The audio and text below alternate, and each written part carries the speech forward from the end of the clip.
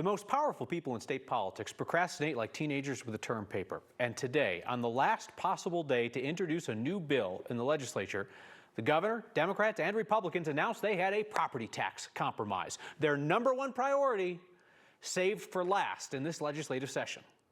This solves the problem that Colorado voters are concerned about. It puts very reasonable caps on increase on property taxes.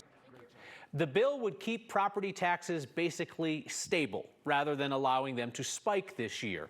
After 2025, the proposal would limit how much revenue local governments could bring in each year without voter approval, with exceptions for school districts. Despite what the governor's big sign said, it's not a property tax cut. Most people will not see their property tax bill reduced. The bill's sponsors say instead it's about preventing more than $1 billion in future increases.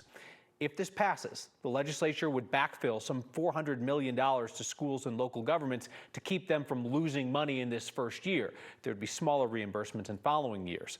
The bill sponsors say they're committed to keeping schools fully funded.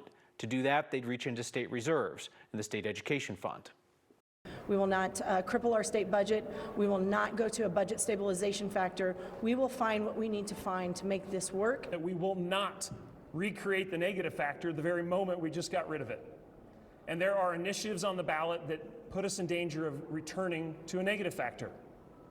You heard Democratic Senator Chris Hansen refer to it there. This last-minute compromise is an attempt to fend off a tax cut that conservatives and business groups want to put on the ballot for your consideration in November.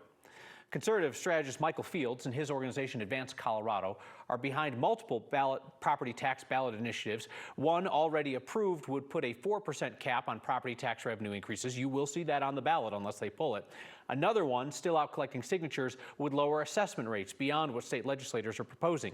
Fields says this compromise announced today is not going to stop them. We have no plans at this point to stop our measures. I think people want simplicity. They simply want to cut the rates. They want to cap the increase moving forward. The legislature is trying to make this much more complex than it has to be, having a lot of carve-outs, a lot of exemptions, and really that we're not going to get the savings that they're promising. Legislature has to fast-track this bill to get done with it by the end of session Wednesday. That means that some other unfinished bills may not have enough time to be debated, amended, and passed. You know the deal. Democrats run the show at the Capitol, but Republicans' power to delay bills can kill bills in these final days.